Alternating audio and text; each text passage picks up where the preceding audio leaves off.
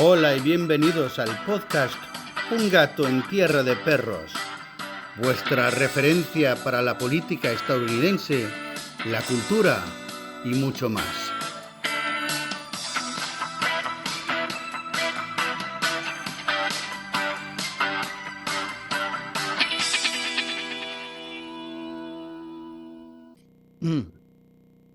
Hola, soy Joe Magaja. Gracias, amigo, por estar conmigo para otro episodio de Un gato en tierra de perros. Hoy tengo conmigo otra vez a el abogado y especialista en vinos y también en política, Eduardo Arosemena Muñoz. Bienvenido, Eduardo. ¿Cómo estamos? ¿Cómo estás, amigo? Feliz año, un gusto saludarte. Y sé que el tema en el menú hoy es principalmente Venezuela, así que estoy con mi gorrita firmada por dos queridos amigos, el exalcalde metropolitano de Caracas, Antonio Ledesma, y el general Antonio Rivero. Como sabes, durante el 2017 al 2019 fui vicecanciller de Puerto Rico y trabajé muy de cerca con la oposición venezolana, con el grupo de 20 Venezuela, que lo preside todavía María Corina Machado, con Alianza Bravo Pueblo, que lo preside de forma vitalicia mi amigo Antonio Ledesma, y que en este momento lo está llevando el diputado Richard Blanco, que está en el Parlamento argentino. Sabes que Venezuela tiene pues representantes en diferentes gobiernos, en el poder legislativo, para atender un poco la crisis de los migrantes. Así que contento, el mundo ha cambiado en 3 semanas y deseoso de charlar contigo, Joe. Muy bien, pues sí, la verdad es que aunque sé que le han detenido a Maduro y ha cambiado la cosa y ahora dicen que Delcy está, Rodríguez está eh, eh, echando del poder a algunos administradores, no sé exactamente lo que está pasando por ahí, pero parece que el régimen todavía está en el poder, solamente sin Maduro, pero están soltando a muchos presos políticos también. ¿Cómo ves la cosa? ¿Que va cambiando de una forma muy rápida? Mira, yo creo que hay que empezar por el principio, y hay que felicitar a los hombres y mujeres de las Fuerzas Armadas de los Estados Unidos. Hicieron una operación perfecta. La palabra que está de moda ahora es quirúrgica, y ciertamente es algo que no podría haber hecho ninguna otra fuerza militar. Felicito a la administración Trump, Trump 2. Yo trabajé con la administración Trump 1. De hecho, se hicieron unos esfuerzos en aquel entonces. Recuerdo claramente a Elliot Abrams, que estaba de Special Envoy a Venezuela. Se reconoció a Juan Guaidó, pero en ese momento Trump, digamos, titubeó, por así decirlo, y no tomó la decisión de fuerza, sino que más bien se quedó en la vía diplomática y desconoció al régimen de Maduro, reconoció a Juan Guaidó y ciertamente llevó la voz cantante para que dentro de la Organización de Estados Americanos y más de 55 países en el mundo reconocieran a Juan Guaidó. Pero ahí, digamos, entraron tal vez las dudas. Trump no había sido político antes, era un empresario, llega a Casa Blanca, siempre había tenido esta promesa de no innecesariamente inmiscuir a Estados Unidos en conflictos externos. Pero ahora, en la faceta 2 o en la segunda administración Trump, antes de él cumplir un año en el cargo, porque el 20 de enero es cuando cumple un año en el cargo, extirpó a Venezuela de un problema que le venía quejando hace 27 años. Y fíjate que mucha gente decía que si esto se hacía, los chinos, los rusos iban a tirar misiles en Nueva York, en Puerto Rico, donde yo estoy. Aquí hubo una importante contingencia, y sigue estando, del South Command de los Estados Unidos. Desde aquí incluso se ensayó la operación que se llevó a cabo en Venezuela. Como cuestión de hecho, yo me fui a pasar unos días de fin de año en la zona sur de Puerto Rico, que es la zona más cercana, por así decirlo, de Venezuela, a 500 millas náuticas, y por la noche se escuchaban ruidos bastante intensos y constantes de los ensayos. Acuérdate que para extirpar y arrestar a Maduro, salieron de diferentes bases militares más de 150 aviones, y de Puerto Rico se movieron muchas. Entonces, algo estaba pasando en el ambiente y Puerto Rico, de hecho, esa era la razón por la cual nos estábamos reuniendo allá en Washington en el 2017 y 18, y es que la, la jurisdicción de los Estados Unidos más cercana a Venezuela es Puerto Rico.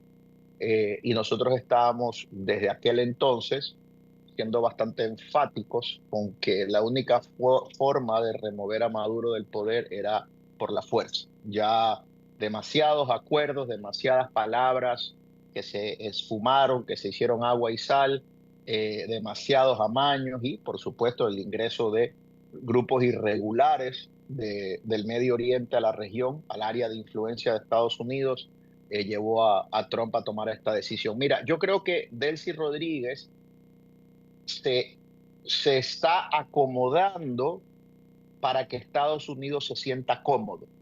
Yo creo que ella va a intentar a lo Gorbachev ser quien lleve estas reformas a término, pero yo creo que no va a terminar siendo Gorbachev, sino va a terminar siendo el infame Donitz. Sabes que Donitz fue el que se quedó 3 semanas o un mes al cargo del Third Reich después del suicidio de Hitler y pasó a la historia como una persona fugaz. Eventualmente estuvo 10 años preso, murió en el 1980, pero de él sí no puede, bajo ningún concepto, encontrar suficientes galones de agua en el planeta para lavarse la cara y lavarle la cara al régimen con el que está.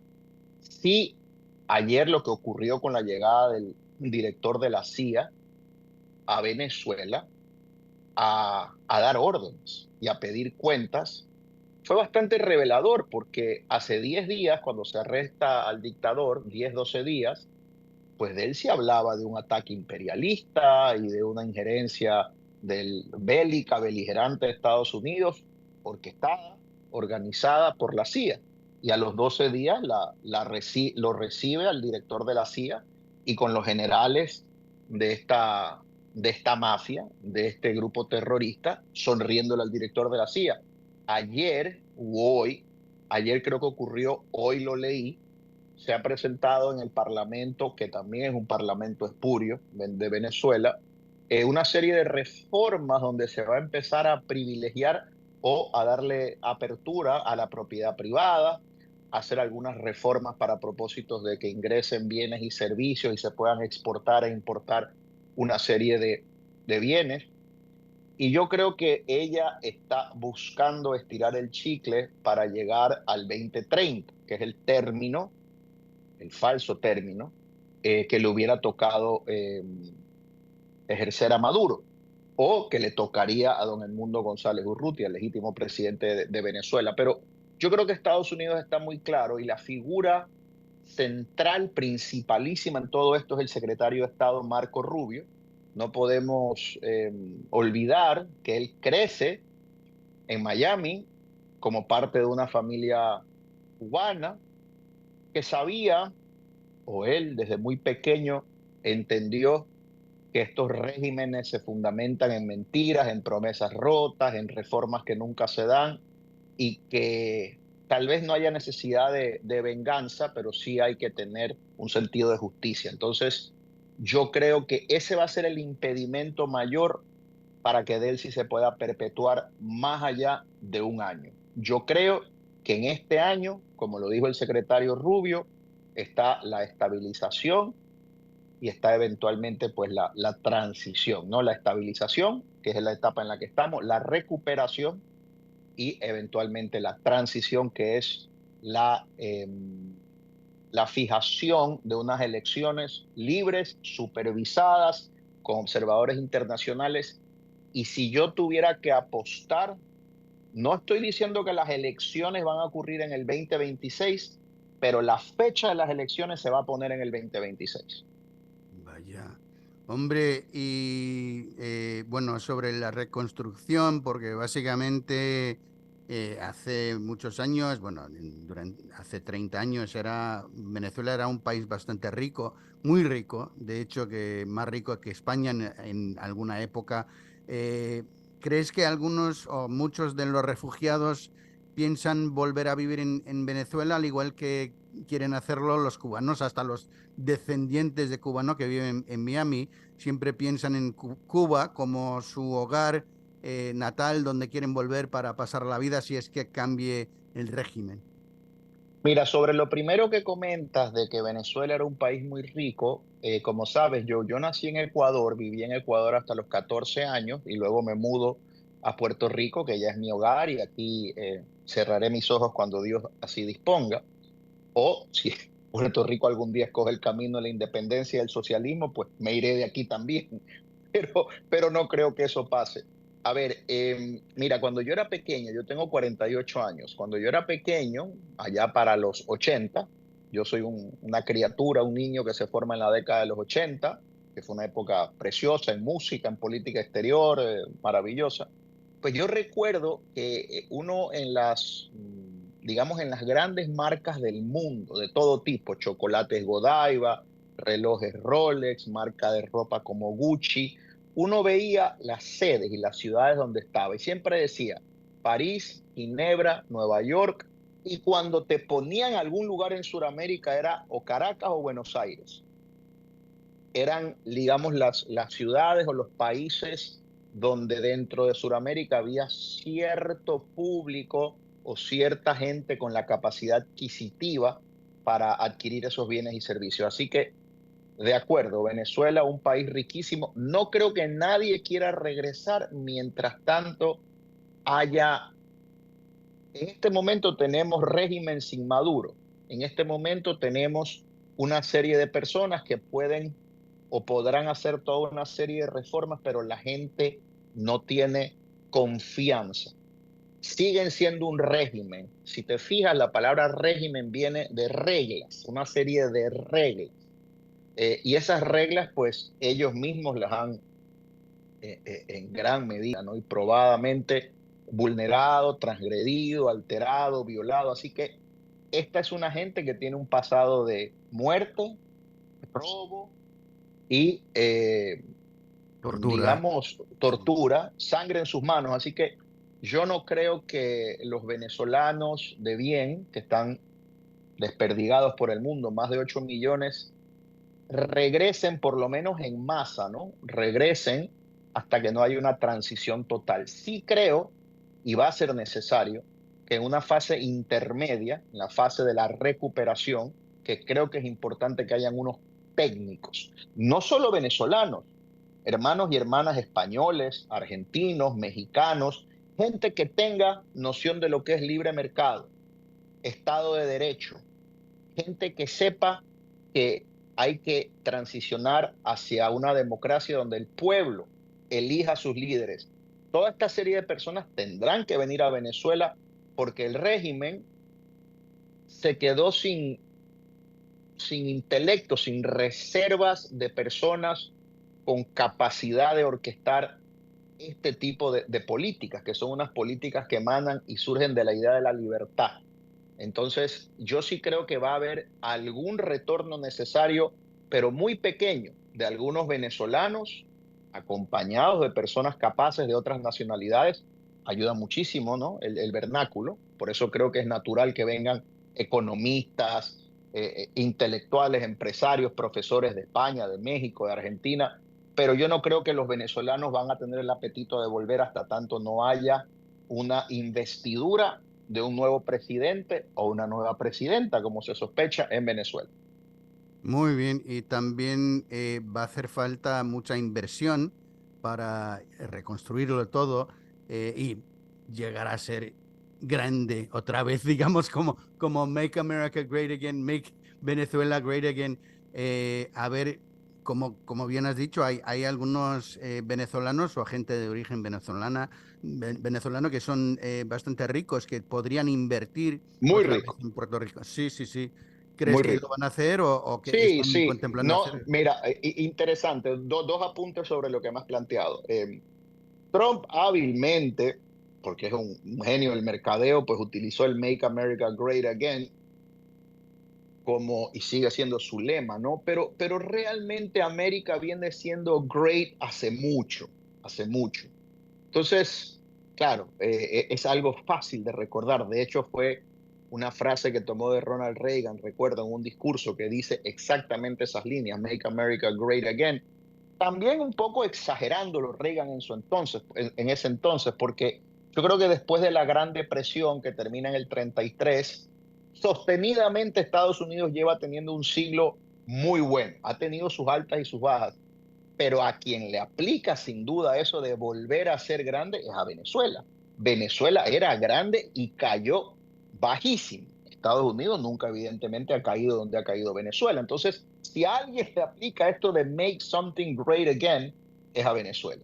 Eh, sobre la inversión, interesante la mesa redonda o la mesa, el junte que se dio de los empresarios de los hidrocarburos y de los empresarios del petróleo internacional en Casablanca, y Exxon, el más grande o uno de los más grandes de la mesa, dijo que no se sentía cómodo o a gusto invirtiendo hasta tanto no hayan unas reglas de juego, hasta tanto no haya una garantía de que esa inversión no se iba a robar, despilfarrar o eventualmente a incautar. Porque acuérdate que durante mucho tiempo Estados Unidos y otros países impusieron sanciones y todo ese dinero estaba congelado.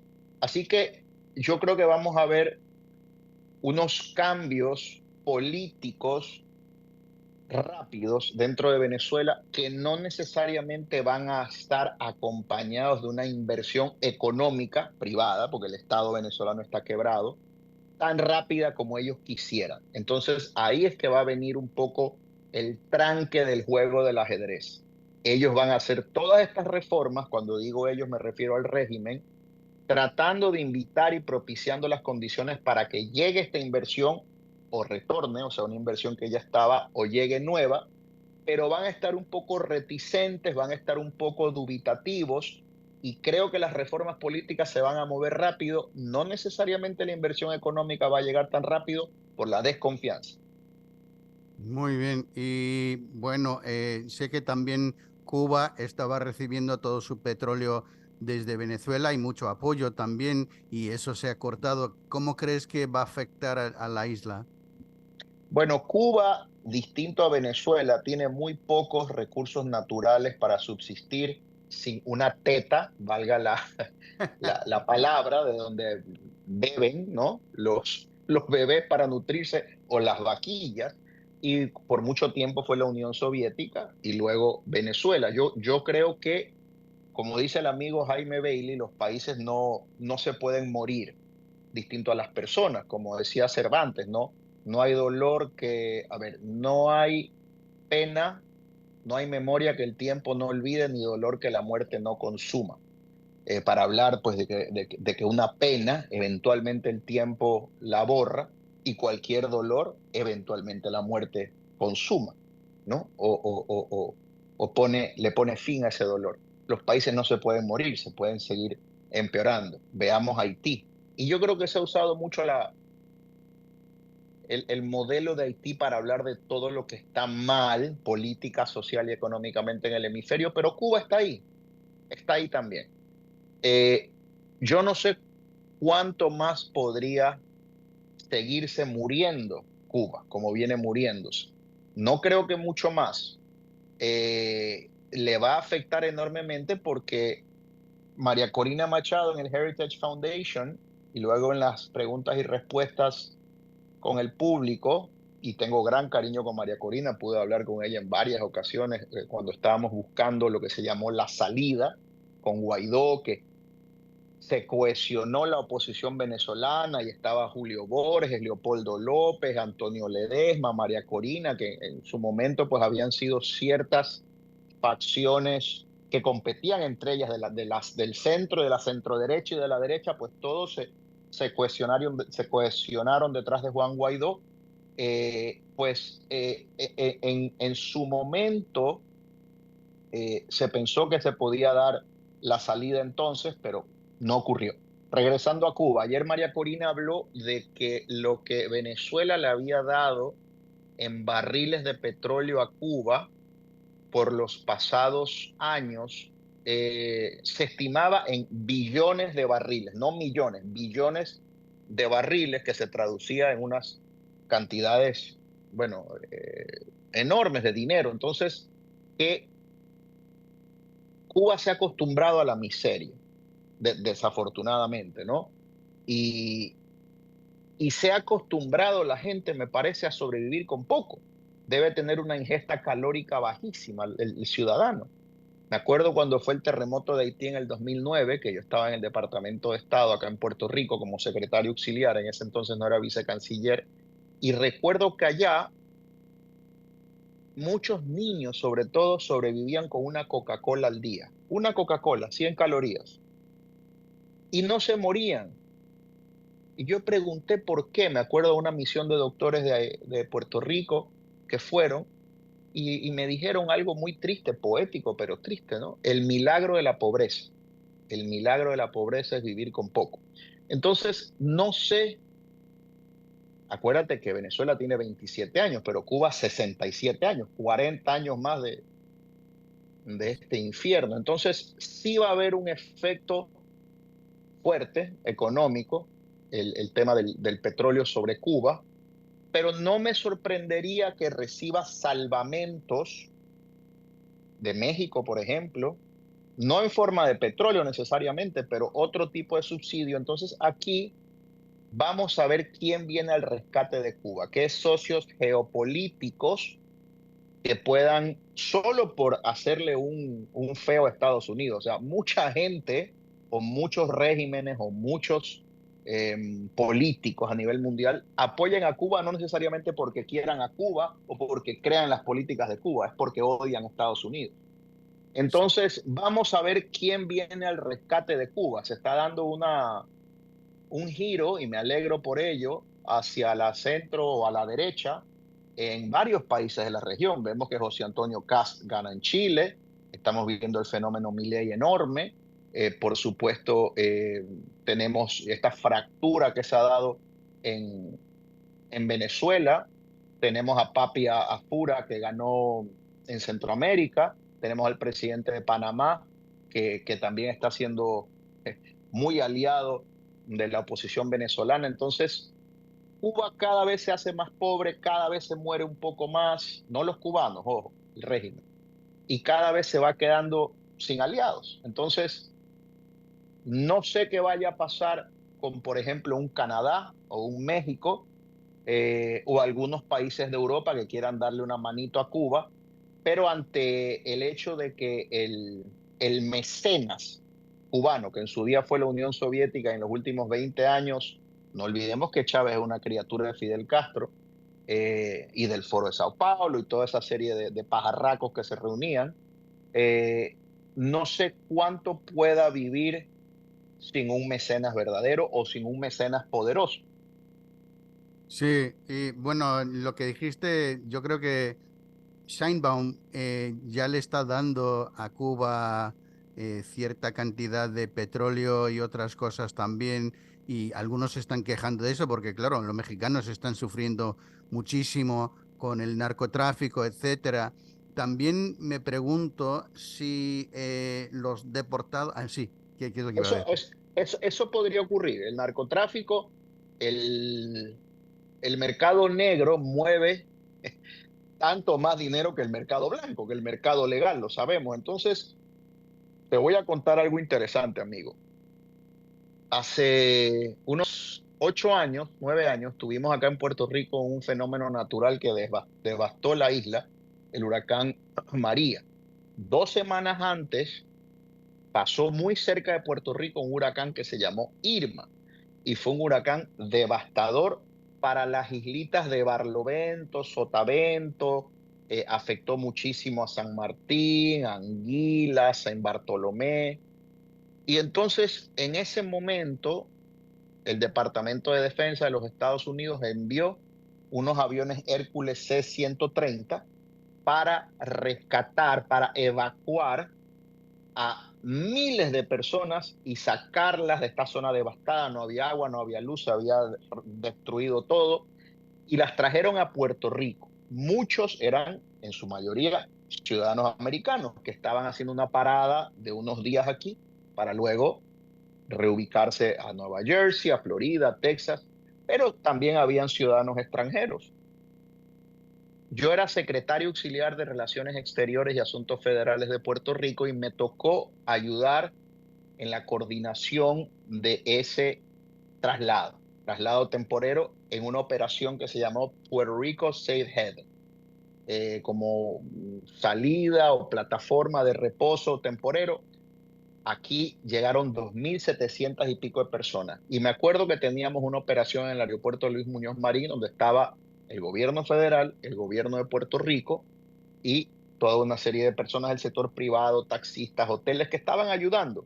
Había un compromiso del gobierno de Estados Unidos de reembolsar a los hoteles, a los paradores, para que esta gente pueda dormir 1 o 2 noches en lo que se ubicaban vuelos para salir a su casa. Y yo estaba en una oficina en el aeropuerto trabajando muy de cerca con Custom and Border Protection y Homeland Security, que tiene ciertamente pues una oficina en el aeropuerto de Puerto Rico, siendo este un puerto de entrada de los Estados Unidos. Y me acuerdo que llega un señor a verme y me dice, Mr. Undersecretary, we have to have a conversation in private. Perfecto. Voy con este señor que me da una tarjeta de presentación con su nombre, la tarjeta con menos información que yo he visto en la vida. Tu nombre, y decía el logo del Departamento de Estado y abajo decía Special Hostage Investigation, investigaciones de rehenes especiales, o sea, un nombre. Y entonces me la da y me dice, bueno, realmente no trabajo aquí, trabajo en una agencia que tiene 3 letras su nombre. Ya me imagino sabes cuál es. Y yo, bueno, ¿qué podemos? Estamos aquí para servir, evidentemente. Esta jurisdicción federal, el aeropuerto. Y me dice, en alguno de esos aviones vinieron 2 personas que están en el no-fly list, que son, en ese momento que eran, yo no sé pues si viven o no, pero que son personas del Medio Oriente que estaban en Trinidad y Tobago y en las islas aledañas a Venezuela en explotación de hidrocarburos. O sea, esto fue hace 9 años. Y todo eso que se dice de Irán, de Hezbollah, no es mentira, Joe. Es cierto. Llevan años allí metidos. Años. Había un tal Tariq El Aizami. Luego, o sea, dentro de la cúpula gubernamental de Venezuela han estado operadores de Hezbollah, de Irán, en su momento ISIS tuvo algo allí. Y lo que te quiero decir con esto, dándole una vuelta enorme, es que creo, y me da mucha pena, que toda esta gente de estos grupos irregulares se podrían mudar a Cuba. Se podrían mudar a Cuba. Ya hay algunos, pero no están tan metidos allí porque al ser una isla no hay capacidad de moverse por extensiones territoriales enormes para escapar. Acuérdate que desde Venezuela empezaron a salir una serie de personas, se fueron a Ecuador, se fueron a Chile, a Colombia, a Perú. En Cuba no hay esa facilidad, todo tiene que ser por mar o por aire y eso está más controlado. Así que me parece que lo que está haciendo Sheinbaum sobre dar apoyo eventualmente va a ser, eh, no va a ser suficiente para Cuba. Sí, y parece que Sheinbaum, no sé, algunos están diciendo que, bueno, que ya no es tan popular, especialmente después del asesinato de Carlos Manzo y de las manifestaciones después. Mucha gente, bueno, es también la lucha entre la izquierda y la derecha ahí. eh, Hay gente que dice que Morena ha sacado a 30.000 personas de la pobreza, quizá más, no sé. Pero la verdad es que esas cifras, no sé, México es un país enorme, con mucha pobreza, y ahora que han cerrado las fronteras con los Estados Unidos, pues no se está moviendo la droga como antes tampoco, así que están intentando sacar dinero de los agricultores, de otros tipos del país, porque ya no pueden ganar tanto dinero como antes, tanta plata. Pero lo que yo eh, me pregunto también es sobre los venezolanos que fueron deportados y no los aceptaban en Venezuela por porque Maduro dijo que no les iba a aceptar de nuevo y se fueron al CECOT en El Salvador. ¿Crees que van a devolver a esos a Venezuela ahora o se van a quedar en El Salvador? Mira, yo creo, y ahí tengo un punto de divergencia con la administración Trump, porque yo creo que sí es importante que haya un control sobre tu frontera, absolutamente. Si no hay fronteras, no hay país y definitivamente hay un elemento importantísimo de seguridad nacional. Pero creo que así como con los cubanos había una política firme de Estados Unidos, eh, porque evidentemente de Cuba la gente salía despavorida huyendo de no solo de persecución, muchos disidentes políticos, sino de condiciones de hambre y de miseria, pues yo puedo entender para muchos otros países donde hay democracia, que Estados Unidos sea bastante firme y férreo con la imposición de las leyes migratorias, pero creo que con los venezolanos se pudo haber hecho una excepción y se pudo haber siempre y cuando pues fueran personas de bien, y hay muchísimos, y el Tren de Aragua y todo lo demás, pero una minoría, claro, es difícil fiscalizar y ver quién es quién dentro de esa masa humana enorme, pero creo que en cuanto a los venezolanos, por la particularidad, al igual que Nicaragua y Cuba, Estados Unidos debió haber tenido tal vez un poquito más o un poco más, ¿no? De compasión con estas personas, por cómo está su país de origen, ¿no? Entonces, yo no sé si estos venezolanos vayan a regresar en el corto plazo, tal vez en el mediano plazo, hasta tanto Venezuela de alguna manera provea ciertas garantías de estabilidad, ¿no? Porque acuérdate que aquí también ya Estados Unidos se desentendió del problema. Esto ya son venezolanos que están en otro país, ya Estados Unidos no pinta nada allí. Pero claro, hay que ver las capacidades de recibirlos en prisiones venezolanas si es que le toca ir a prisión. Mucha de esta gente está encarcelada injustamente. En Venezuela había corrupción hasta para manejar adecuadamente la justicia y encarcelar a quien no debía ser encarcelado. Entonces, no creo que al corto plazo esa gente vaya a estar alguien interesado por ellos. En este momento el régimen de Delcy y su hermano están enfocados en acomodarse, cumplir, complacer a la administración de Estados Unidos y a buscar dinero desesperadamente por todas partes. No creo que esté en su radar traer a connacionales presos. Ahora bien, sí hay un interés enorme de los Estados Unidos y por eso también, entiéndose, autorizó la misión en que millones de venezolanos que están en Estados Unidos tengan un país digno, con posibilidad de prosperar para que ellos regresen, ¿no?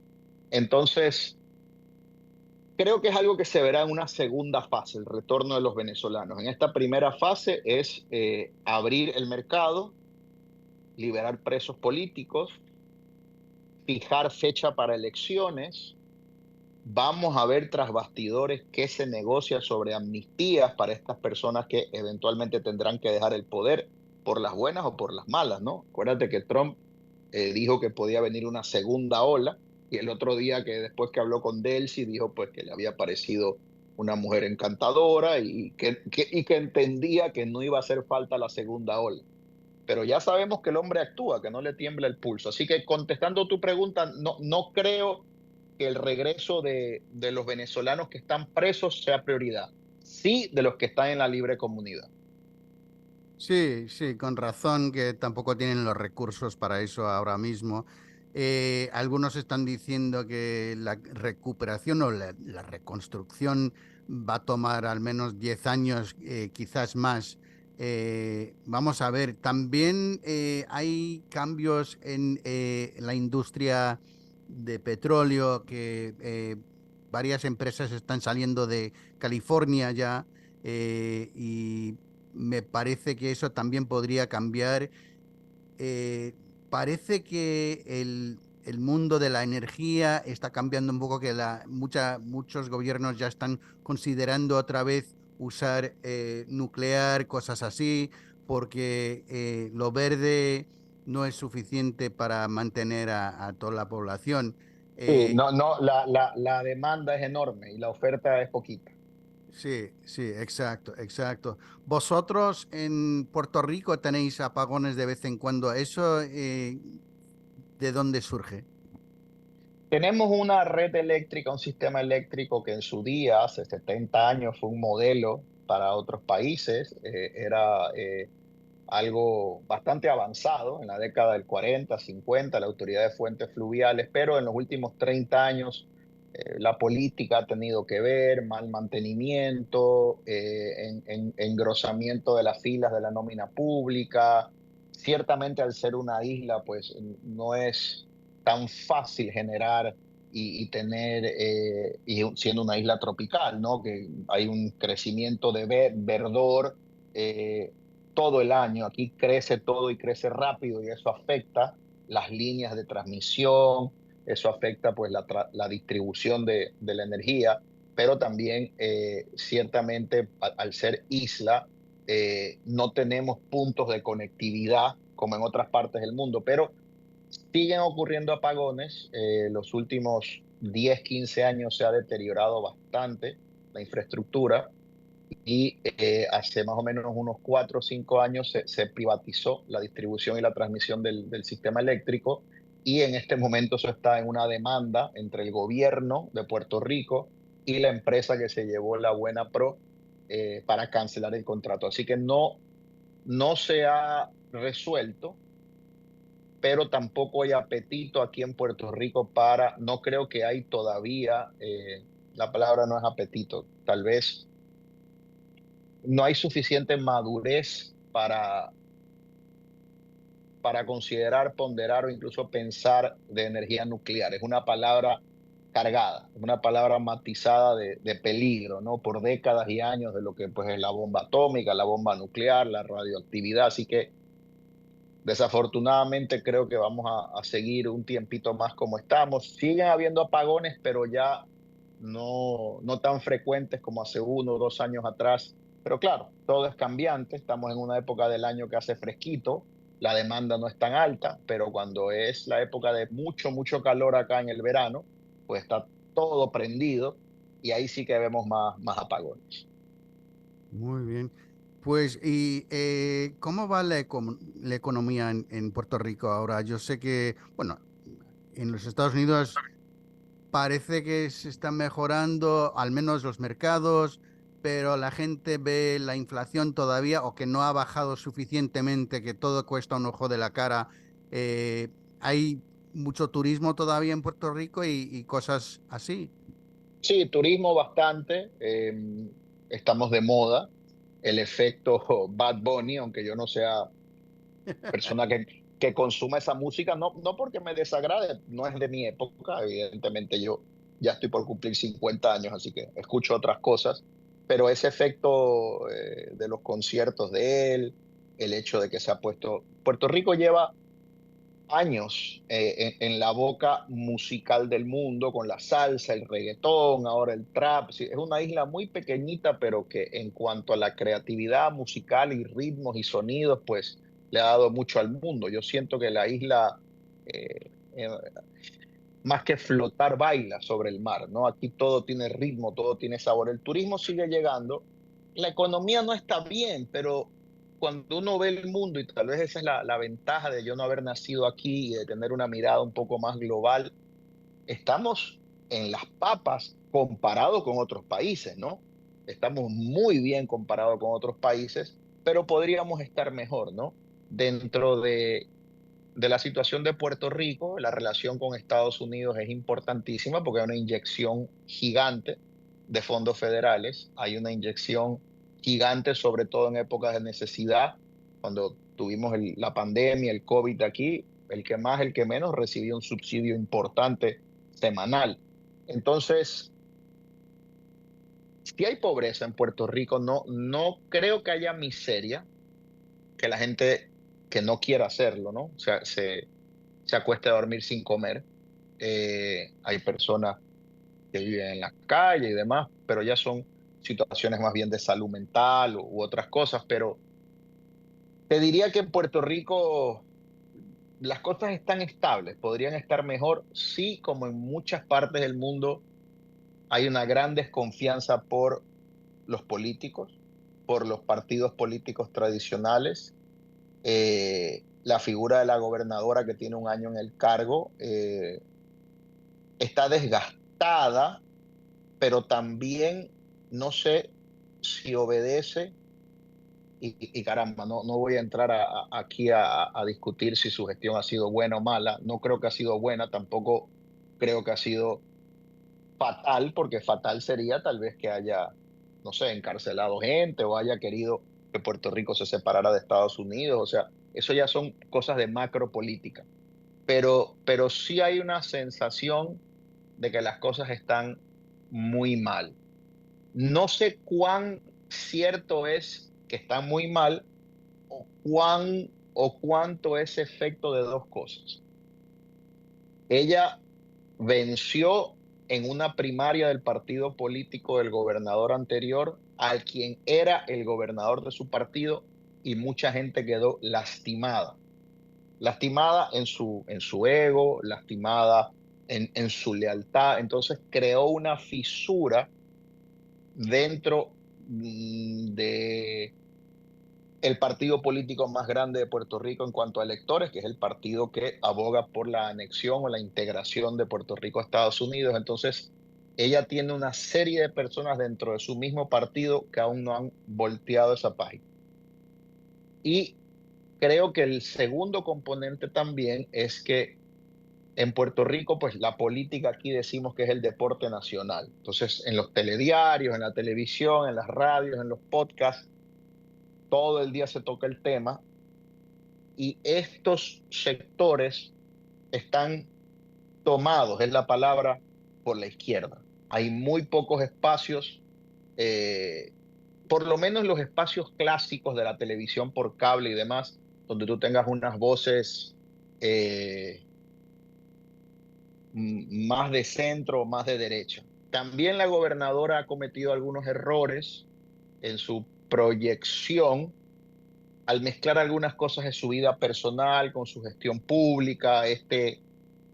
No sé, nunca lo he sido y nunca lo seré, pero me imagino que cuando vienes al primer puesto político de tu país, estás como en una especie de luna de miel, pero esa luna de miel tienes que vivirla muy privadamente, ¿no? Y tal vez no querer ser la estrella en todo momento. ¿Y ella cómo reaccionó a lo de Venezuela? Bien, muy bien, muy bien. Extraordinariamente bien, es republicana, es una aliada del presidente Trump, habló de que Puerto Rico, al ser parte de los Estados Unidos, geopolíticamente ocupa un espacio vital para los intereses de la nación. Habló también que se le iba a dar cualquier apoyo que necesitara la logística operacional del Departamento de Defensa o de los cuerpos de seguridad de Estados Unidos. No hay discreción para no hacerlo, pero evidentemente si hubiera un gobierno de izquierda socialista aquí, tal vez hubiera habido pugna, ¿no? Puerto Rico está bastante militarizado, va a haber una inyección importante para Puerto Rico porque habían unas bases militares que estaban eh, no operacionales, y ahora pues el Departamento de Defensa aprobó 66 millones de dólares para eh, rehabilitarlas, reacondicionarlas, volverlas a usar. Así que muy bien, ese componente donde no hay mucha discreción para negarse, porque el poder, eh, la cláusula de supremacía dentro de la Constitución, pues le da todo el poder a Estados Unidos por encima de los estados, al gobierno federal no hay mucha discreción para oponerse, pero creo que en el discurso de las libertades, de la democracia y del peligro que representa el socialismo y el comunismo, si algún día se instaura aquí en Puerto Rico, sí me parece que eso la gobernadora lo ha manejado bien. Menos mal. Sí, recuerdo que hay un rapero que se llama Residente que también está en Puerto Rico, ¿no? Que Sí, él es muy de izquierda, me parece. Por lo sí, que recuerdo, estaba con Bernie Sanders hace años, que yo también estaba en ese movimiento. Estoy más bien al centro. Bueno, es que he cambiado reacción después de ver cómo tratan la gente de izquierdas a su propia gente, que si tú no vas con la narrativa, entonces te echan. Y muchos de la izquierda en los Estados Unidos y también en España están criticando a Trump diciendo que lo que hizo era ilegal y que era básicamente un golpe de Estado, aunque no lo era porque la Fue un Delcy arresto. Yo publiqué un escrito que se compartió bastante en redes sociales y fue un arresto. Fíjate que la operación de extracción es lo que la gente ha querido decir, secuestro, se ha hablado de secuestro. Fue una operación de apoyo militar al Departamento de Justicia y a la DEA. Quienes arrestan a Maduro es la DEA y el Departamento de Justicia porque pesan cargos, que son los cargos que ahora le tocará enfrentar en la Corte del Distrito Sur de Nueva York. Entonces, me preguntas por Residente. René Pérez Oglar ha sido exitosísimo como cantante, como músico. No vive en Puerto Rico, vive en California, Ah, pero vale. sí es muy vocal en sus posturas ideológicas, a lo cual tiene pleno derecho. Y sí, yo no sé si se ha moderado, ¿no? No estoy tan seguro, pero yo creo que se ha mudado de causa. Ahora anda muy vociferante con el tema de Palestina, Israel, está tocando mucho ese tema. No me he fijado si ha tocado el tema de Maduro, pero sí sé que pues estuvo con Chávez en su día y, y en Puerto Rico es admirado, respetado por su creatividad, pero es rechazado por una amplia mayoría que no comparte su postura política, ¿no? Así que no es un factor como lo es hoy en día Bad Bunny, por ejemplo, aunque creo que Residente tiene más talento musical que Bad Bunny. eh, no sé si es que ya no es tan influyente como lo pudo ser antes, pero acá en Puerto Rico la izquierda dura, radical, socialista, eh, pinta poco, pinta poco. Hace mucho ruido, pero pinta poco. En unas elecciones se hizo una coalición en el último ciclo electoral, llegó en segundo lugar, pero son votos construidos a partir de un rechazo a también la posibilidad de que Puerto Rico se convierta en Estado. Eh, Hay un rechazo a Trump también aquí. Fíjate que Trump goza de enorme simpatía con los hispanos en Estados Unidos, pero no necesariamente de los puertorriqueños. Los puertorriqueños hacen un poquito más de causa común con los demócratas. Eh, entonces, no creo que Residente tenga mucha influencia política aquí, hace ruido y se le escucha, pero no al nivel de cambiar una elección. Muy bien. Pues sí, sé que Bad Bunny va a tocar en el Super Bowl y eso mucha gente, bueno, algunos dicen que el Super Bowl, la calidad de las actuaciones ha bajado muchísimo desde lo que pasó con Janet Jackson hace años con la, la teta. Con el seno, con la teta, con Justin Timberlake, lo recuerdo. Sí, pero la verdad es que yo no estoy muy a por los deportes, así que normalmente lo que veo es el halftime show, a ver quién toca. No sé, es que desconozco la música de Bad Bunny, pero sé que es muy de izquierdas, a veces se viste casi de mujer, pero con barba, claro. Eh, pero no sé, va a ser interesante de todas formas y la verdad es que parece que hay una polémica más grande que nunca entre la izquierda y la derecha en el mundo de ocio, de entretenimiento también, porque Hollywood se está muriendo poquito a poco. Se está rodando, también se roda películas en Puerto Rico. Eso, Sí, hay algo, hay algo, hay algo. Antes había más. Mira, mientras que estas personas que tienen todo el derecho a tener estas posturas ideológicas se queden en el campo de la cultura y el arte, los prefiero allí que en la política. Así que se queden allí, porque allí tienen enormes espacios para expresarse y lo que hacen tiene su mérito. Bad Bunny tiene una música muy pegajosa, un espectáculo. Yo fui al concierto de aquí. cuando él habla de su amor por Puerto Rico es cuando es más efectivo y más admirado. Cuando de alguna manera cuela su odio a Estados Unidos, pues es innecesario, ¿no? Es innecesario, ahí pues genera cierto rechazo. Pero de que va a ser un halftime súper comentado, lo va a ser. Yo tampoco soy seguidor del fútbol americano, soy seguidor del fútbol, el que se practica con los pies, ese lo amo, es casi un vicio para mí, pero yo creo que la NFL está buscando abrirse a mercados más allá de Estados Unidos y sabe que por la participación de Bad Bunny, este va a ser un evento visto por personas que no necesariamente ven un partido de fútbol americano, ¿no? Habiéndote dicho eso, pues yo sí creo que la izquierda, estas posiciones sociales, de una carpa abierta son importantísimas porque le da a la gente una posibilidad de comparar, ¿no? Y yo no tengo nada en contra de eso, o sea, yo te diría que yo soy bastante liberal en algunas cosas, pero cuando se toma la libertad de expresión, la propiedad privada, cuando se juega con eso, que son excesos y han sido vicios de la derecha como de la izquierda, ¿no? Ahí es que yo me preocupo bastante. Sí, desde luego, básicamente una dictadura, sea de derecha o de izquierdas, te quita la propiedad, te quita la libertad, te quita todo. Y claro, la libertad de expresión, al menos en los Estados Unidos, es una gran parte de la Constitución, es una gran parte de nuestro ser, pero en Europa se está quitando mucho mucha de esa libertad que mucha gente están arrestando a gente por poner tweets odiosos o lo que sea, que me parece una locura, mientras hay gente violenta que sale de la cárcel mucho más rápido. Pero bueno, hombre, antes de que nos despedimos, ¿qué vino recomiendas para este año? ¿Cuál es el que te ha gustado más de lo más reciente?